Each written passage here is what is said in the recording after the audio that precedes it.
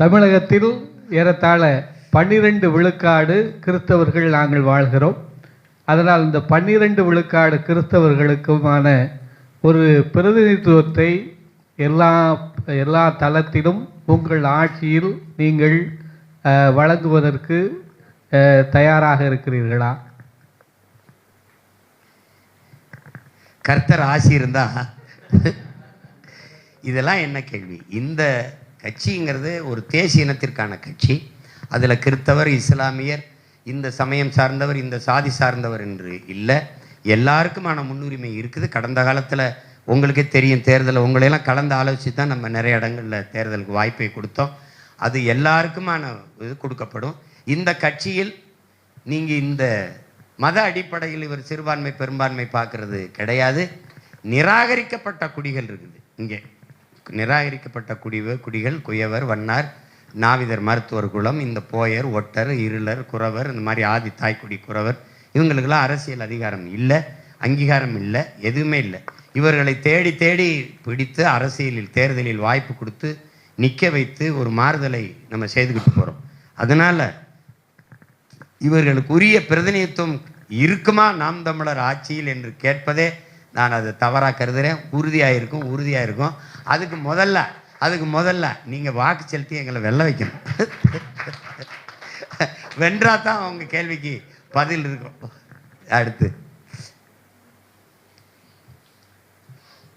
கிறிஸ்தவ மதத்திற்கு மதம் மாறிய நீங்கள் ஏற்கனவே தாழ்த்தப்பட்டவர்கள் என்று, அதாவது சட்ட ரீதியாக சொல்லப்பட்டிருக்கின்ற கிறிஸ்தவர்களுக்கு மத ரீதியாக மாறியவர்களுக்கு இப்பொழுது வந்த நீதிமன்ற தீர்ப்பு, அவர்கள் எந்த சலுகையும் பெற முடியாது அப்படின்னு சொல்லி ஒரு தீர்ப்பை இப்பொழுது நீதிமன்றம் கொடுத்திருக்கு. அது ஐயா தான் சொல்லணும். அந்த இதை நீங்கள் மதம் மாறியவர், நீங்கள் இப்போ தாழ்த்தப்பட்டவராக இருந்து கிறிஸ்தவத்துக்கு மாறினீங்கன்னா நீங்கள் பொது தொகுதியில் தான் நிற்கணும். அந்த தனி தொகுதியில் போட்டியிட முடியாது. ஓட்டில் உங்கள் நாடே உங்கள் திமுக, உங்கள் திராவிட திருவாளர்கள் நிறுத்த வேண்டியதானே. அது ஒரு சட்டமில்லை. அது உங்களுக்கு தெரியும். எங்களை மாதிரி ஆளுங்கன்னா வாட தனித்துவதாக போய் நில்றா, போட்டால் போட்டும், போடலைன்னா போட்டும்னு போட்டுருவோம். எங்களுக்கு அது ஒன்றும் இல்லை. சொல்கிறேன், நீங்கள் சலுகைன்னு சொல்கிறீங்களே, அது இங்கே இருக்கிற ஆட்சியாளர்களுக்கு இந்த கிறிஸ்தவ இஸ்லாமிய மக்களை அச்சுறுத்தி அவர்கள் மீது ஒரு வெறுப்பை காட்டி கிறிஸ்தவத்தை பெருசாக அச்சுறுத்த முடியாது. ஏன்னா உங்களுக்கு தெரியும் அப்போ என்ன பண்ணுவான்னு. ஏன்னா பெரிய சண்டியர் கிறிஸ்தவராக இருக்கிறதுனால, மெயின் ரவுடி கிறிஸ்தவராக இருக்கிறதுனால பேச முடியல. இஸ்லாமிய நாடுகளுக்குள்ள பெரிய ஓர்மையும் அதுக்கு ஒரு பெரிய இதுவும் இல்லாதனால இந்த இஸ்லாமிய வெறுப்பை தவிர இவர்களுக்கு அரசியல் இல்லை. இவர்களுக்கு ஒரே ஒரு கோட்பாடு தான், பசுமாடு, பாகிஸ்தான் பக்கத்து நாடு, ஜெய் ஸ்ரீராம் கோசம். இப்போ அதை விட்டுட்டாங்க, ஜெய் ஸ்ரீராம் சொல்கிறதில்ல. காரணம், ராமருக்கு கோயில் கட்டினாங்க, அதை வச்சு கொஞ்ச நாள் அரசியல் போச்சு. கட்டி முடித்தோன்னே அந்த பிரச்சனை முற்று பெற்றுச்சு. கோயில் என்ன முடிவடைஇல்லை, மேலே கூரை செட்டை போட்டு அது ஒரு இது பண்ணிட்டாரு. அது இப்போ மழை பெஞ்சா ஒழுகுது. அந்த ராமர் கோயில் கட்டப்பட்ட நேரத்தில் தேர்தல் வந்துச்சு. அவர் அவசரமாக திறந்தது தேர்தலுக்காக தான், 24 தேர்தலுக்கு. அந்த அயோத்தியில், ராமர் கோயில் இருக்கிற அயோத்தியில் போட்டியிடும்போது அகிலேஷ் யாதவ் ஒரு பெரிய மாறுதலை பண்ணார்.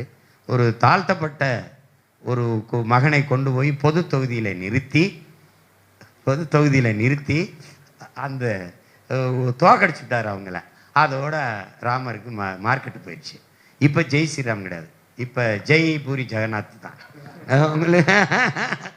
அதனால இது இறைவன் அரசியல் கட்சி வழிபாடுகிற தெய்வங்கள் அரசியல் கட்சியினுடைய ஒரு அதுக்கு இழுத்துக்கிட்டு நிறுத்திருக்கக்கூடாது.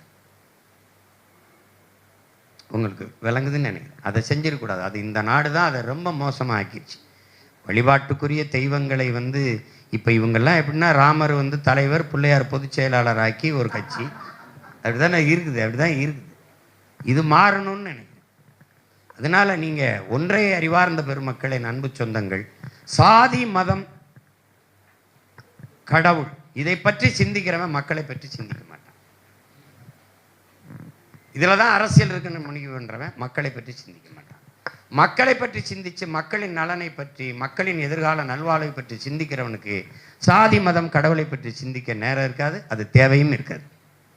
விளங்கிருச்சுன்னு நினைக்கிறேன்.